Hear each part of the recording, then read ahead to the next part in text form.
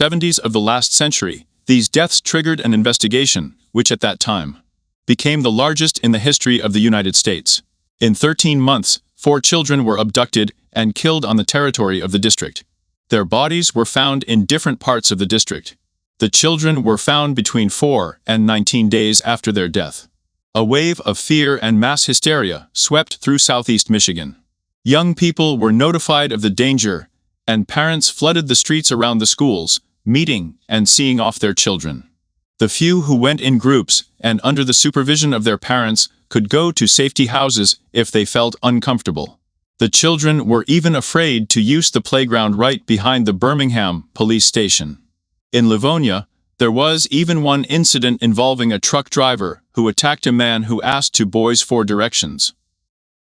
The questioner turned out to be a tire salesman from Ohio who knew nothing about the murders. The Detroit News announced a reward of $100,000 for the arrest of the killer. The case was aggressively covered by 2 Detroit daily newspapers. It was also covered on numerous radio stations and television channels. The criminal was dubbed the Oakland Child Killer. To date, 4 victims have been officially assigned to him. 12-year-old Mark was last seen by the American Legion. On Sunday afternoon, February 15, 1976th year. Before that, he told his mother that he would go home to watch TV. His body was found a week later, on February 19, neatly placed in a snowdrift in the parking lot of an office building at 10 Mile Road and Greenfield in Southfield. Some sources called Oak Park. Greenfield is the border between the cities. He was strangled and raped with an object. Traces of rope were found on the wrists of the child. He was wearing the same clothes he was last seen in. 12-year-old Jill Robinson from Royal Oak packed a backpack and ran away from home on Wednesday, December 22, 1976. After I had a fight with my mother about cooking dinner.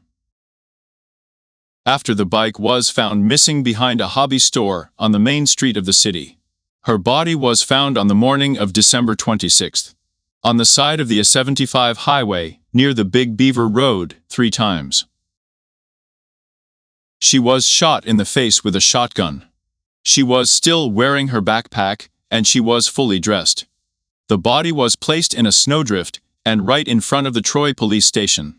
10-year-old Kristen McKellick from Berkeley was last seen on Sunday, January 2, 1977th year, at 3 o'clock in the afternoon, near the Sven Mail Road store in Berkeley. Buying a magazine. A postman found her fully clothed body 19 days later on a country road in the village of Franklin. She was strangled. The body was laid within sight of nearby houses with eyes closed and hands folded on his chest. Moreover, it was again in a snowdrift. 11-year-old Timothy King, having taken 30 cents from his older sister, left his house in Birmingham with a skateboard in his hands to buy candy at a store near Maple Road. On Wednesday, March 16, 1977, around 8:30 in the evening, he left the store through the back leading to the parking lot and disappeared. Intensive searches covered the entire metropolitan area of Detroit and were widely covered in the media, which had already actively covered 3 previous murders. In an emotional televised address, Timothy's father, Barry, begged to let his son go unharmed. In a letter to the Detroit News, Marion King wrote that she hoped her son would return home, and she would treat him to his favorite dish, fried chicken from KFC. Late on the evening of March 22, 1977, 2 teenagers in a car noticed his body in a shallow roadside ditch, off Gill Road, 300 feet south of 8 Mail Road in Livonia, right on the border with Wayne County. His skateboard was lying nearby. His clothes were washed and neatly ironed. He was strangled and raped with an object. The examination showed that before his death he ate fried chicken. During the same period, other murders and kidnappings took place in the district. They were not connected with the rest of the crimes because of the differences in their commission. 16-year-old Cynthia Cadier was abducted and beaten to death on the evening of January 15, 1976 year. The girl who disappeared from Roswell was found beaten and bloomed on the morning of January 16. 12-year-old James Davison was abducted on June 22, 1974, near Morris Avenue and Avenue, Vallon Park, Wayne County, Michigan. The search continued for several days. He was found on the 26th of June in the same clothes in which he disappeared. He was staying with a friend when he was abducted, and his bike was found 3 blocks from his house. He survived the attack. Perhaps he was a victim of the Oakland infanticide. The boy was strangled, the body was lying face down. There was another murder attributed to this maniac, but over time, the true killer was found. 14-year-old Sheila was raped and shot at the Villa House in Birmingham in 1976. Her killer robbed several houses in the evening. The murder of the girl was watched with horror by a neighbor when he was removing snow from the roof of his house. Oliver Rhodes Andrews confessed to the murder with Roque. His guilt was proven. He is currently serving a life sentence. After finding Kristen McKellick's body, the authorities quickly realized that they were dealing with 3 identical cases and similar evidence. It was publicly announced about the possibility of a serial killer appearing in the district. Michigan police have set up a team to investigate. Shortly after the abduction of Timothy King, a verbal portrait of the alleged abductor and a description of his car were compiled. One woman claimed that she saw a boy with a skateboard telling a man in the parking lot of a store how he told his parents that he was going to skateboard. The car turned out to be a blue Ames Gremlin with a white stripe on the side. Every owner of such a car in the district was questioned. Investigators have compiled a profile of the killer based on the descriptions of witnesses. According to the testimony, he was a white man with a dark complexion, 25 to 35 years old, with sideburns and shaggy hair. Investigators believed that his place of work allowed him to move freely at a distance and aroused the trust of children. He could have been a policeman, a doctor, or a priest. It was also assumed that the criminal knows the area well and can hold children for a long time without arousing the suspicion of neighbors. The group checked more than 18,000 more messages, which led to a couple dozen arrests and a joint operation with other states to curb the distribution of child pornography, but could not make progress in the investigation. The group disbanded in December of 1978. There were no murders of suspects in the case. It will be told about each of them. The first one was a certain Frank.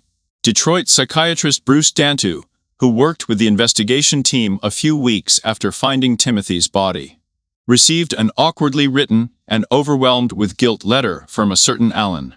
According to him, he was the killer's roommate, whose name was Frank, and helped him take care of the victims.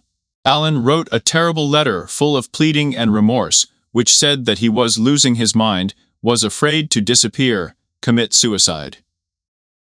This convinced Dr. Dant of the authenticity of the letter. Alan stated that he helped Frank look for boys on the roads, but he was never present during the abductions of future victims. Alan confirmed that Frank drove a Gremlin car, but abandoned it somewhere in Ohio so that no one else would see this car. Alan said that the killer was traumatized by the murders of children in the Vietnam War, in which he took part, like Alan himself, and began to take revenge on the wealthy citizens of Birmingham. Alan wrote that Frank wanted the rich to suffer by sending troops to Vietnam, but getting nothing in return. Alan instructed Dante to respond with words. Weather services claim that the trees will bloom in 3 weeks. These words were printed in the Sandois Free Press. Soon Alan called Dante and offered to provide photo evidence in exchange for immunity from prosecution. Under police supervision, the psychiatrist arranged to meet Alan at a pony cart bar in the neighborhood of Palmer Woods. Alan didn't show up, and he was never heard from again. The second suspect in the case was Archibald Edward Elephant. The Elephant was a pedophile who killed children in his neighborhood. He became a suspect after the discovery in 1966 year of hair in his Pontiac Bonneville, which could belong to Timothy King and Mark Stebbins. However, the other hair found did not belong to the victims of the Oklonsky infanticide. The Elephant often lent his car to his pedophile friends, the elephant himself has been serving a life sentence since 1985. With the brutal rape of a child, his guilt in this case has never been proven. One of the most likely suspects is Chris Bush, the son of Harold Lee Bush, the chief financial officer of General Motors. Chris Bush was in police custody shortly before Timmy's abduction on suspicion of involvement in the production of child pornography. He committed suicide in 1978. A drawing was found in the room, later interpreted as an image of a screaming Mark Stebbins, the first victim of the Oakland Killer. But the family of the murdered boy and the general public learned about this evidence only 35 years later. After Bush's suicide, the murders did not happen again. The next suspect was James Vincent Gunnels. As a young teenager, Gunnels was repeatedly sexually assaulted by Chris Bush at the Lake Eye house. Bush was convicted of this crime. The DNA of Gann's hair partially matched the DNA of the hair found on Christina McKellick's blouse. The investigation in Michigan was working out a version of whether serial killer John Gacy could have been a near-colon child killer. A witness to the abduction of Timothy King said that he saw two men with him. The first of the suspects was described as a young man of 25 to 29 years old. The description of the second suspect was similar to that of Gacy. Presumably, at the time of the child murders, Gacy was in Michigan. According to a DNA analysis conducted in the year 2013, Gacy did not take part in the Oakland murders. Police in the Heights have arrested Ted Lamborghini, a retired man, who is believed to have been involved in the production of child pornography in the 70s. On the 27th of March, 2007 year, on the air of the TV station, the investigators said that he was the main suspect. Lamborghini pleaded guilty to 15 counts of sex with boys, but did not agree to take a polygraph test for involvement in the murders in Oakland. Lamborghini declined the offer to take the test in response to a reduced sentence. In October of the 27th year, the family of Mark Stebbins filed a lawsuit against Lamborghini for $25,000. He was accused of holding Mark for 4 days at his home in Royal Oak in February of '76. Before being strangled during the rape. He was never charged in the death of Mark Stebbins.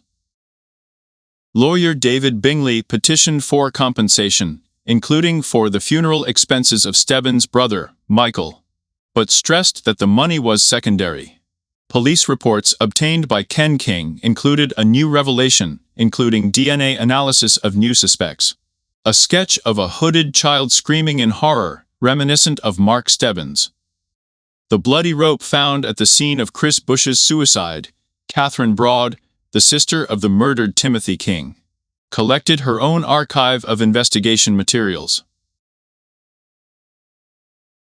After studying the case records, the King family released a documentary called A Decade of Deception. Condemns the investigators and prosecutors for the alleged disgusting quality of the investigation and the lack of teamwork, and, in particular, ignoring what the Kings found in the 2006 year. The proceeds from the sale of the documentary were donated to the Tim King Foundation, dedicated to helping abused children, and supporting initiatives for the children of Birmingham. In the 2011 year, a DNA study of the evidence collected in connection with the case of the Oakland Child Killer was conducted. First, it was confirmed that the white animal hair that was found on the corpses or clothes of all 4 children, considered canonical victims of the Oakland Killer, belonged to the same dog. This removes any misconceptions about the connections of the murders among themselves. Secondly, the human hair found on the body and clothes of the murdered Christina McKellick apparently belonged to James Vincent Gunnels, a local resident who was 16 years old at the time of the murder. This indirectly points in the direction of Chris Bush, since Gunnels was seduced by Bush, and subsequently entered his close circle of communication. Considering that the DNA material collected from the bodies of McKellick was of poor quality, and the fact that the mere fact of the presence of Hans' hair on the body and clothes of the abducted and murdered girl does not mean that he is the killer. No charges have been brought against this man. It is worth noting that in his mature years, Gunnels had several prison terms for a property crime. And even the news of the identification of his DNA with the hair found on Christina Mikulik he met while in custody. He was asked to take a polygraph test, answering a number of questions related to the abduction and murder of Mikulik, which Nals failed despite the fact that he always denied any involvement in these crimes in order to be released. He even initiated his meeting with Timothy King's family. Chris King, Timothy's brother, said that Gans has at least some information about the crimes. Later, in the year 2012, the hair found on the body of Mark Stebbins and Tim King was identified. The similarity of their mitochondrial DNA profile with the hair found in Archibald Sloane's car of the 41st year of birth was found. It is not known exactly when the materials were taken from the car. Perhaps in the mid-70s, when Sloane, who was registered as a pedophile, was interrogated in connection with the kidnappings and murders of children. It was not possible to determine a specific person from a DNA hair test. We can only say for certain that this hair is not the elephant itself. He refused to cooperate with the investigation in any way in connection with the revealed facts. In the 2013 year, an anonymous informant reported about a blue M's Gremlin car buried in a farmer's field, which is now being developed in Grand Blanc. The police are investigating whether this gremlin is connected with crimes, since Timothy King was last seen in a blue gremlin. In February 2019, a two-part, 4-hour documentary about the murders was shown on the Investigation Discovery Channel. At the same time, reporter Heather Catla announced that a key suspect convicted of juvenile sex crimes, Arch Edward Elephant, failed a lie detector test when he was interviewed by the Oakland County Task Force on the investigation. If you liked this video, please like it and write a comment. Currently, this is the only possible non-material support for authors. Thank you all. See you soon.